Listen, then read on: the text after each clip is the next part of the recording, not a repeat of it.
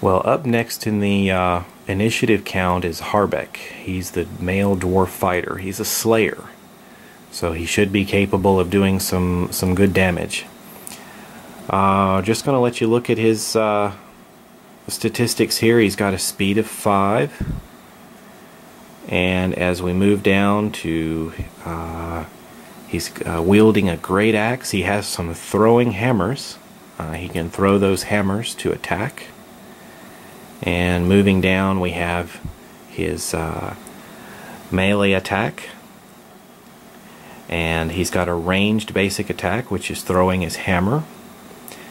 He's got Battle Fury, which is a minor action. You can see it in the first keyword there, minor. He can get into this stance, and it gives him a +2 bonus to his damage rolls.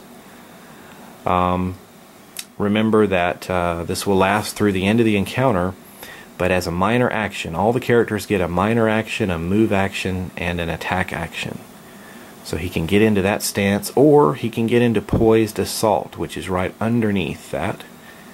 And that's going to give him a +1 bonus to his attack rolls with melee weapons, or melee weapon powers. So, not his ranged weapon attack, but melee weapon attacks. Let's see if he's got anything else there. Power Strike.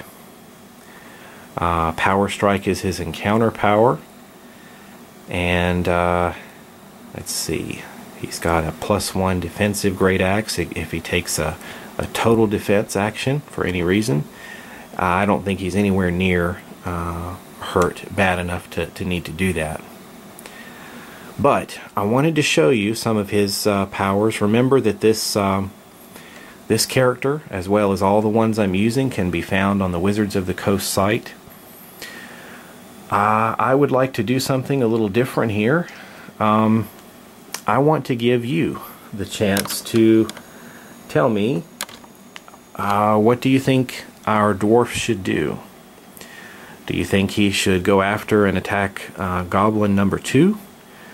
Or should he attempt to move over and take on Goblin number 1, who is just within range of his movement? You know, he could charge and attack. Or do you think he should actually try to charge all the way down there and take on the wolf? Remember that a charge is an attack action that allows you to move, and you still get your movement after or before that. So he could move his speed and then charge the rest of the way, or some combination like that. So he could potentially reach this wolf with a charge. Anyway, for those of you familiar with 4th edition Dungeons and Dragons, and if you have an interest in giving me your opinion about the actions for the dwarf here, please comment below, and I will just simply look over the suggestions and pick one, and we'll go with it. And I'll try to just pick and choose somewhat at random, or one that really looks good. And anyway, I had originally wanted to put together a party of players made up of the viewers, but there were just some reasons that was going to be difficult for me. And one of those was I felt a little weird controlling other people's characters, and without having them here, as you can imagine, it was just going to be a little complicated.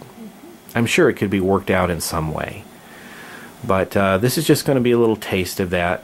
Like I said, this is a study in the mechanics of how the role-playing game rules can differ from the board games that I've been showing.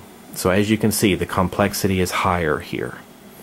You've got more choices, and there's also some things that you can and can't do in comparison to the board game. So let me know what you want to do with the fighter, what he should do, and I will look forward to hearing from you, and then I'll play it out.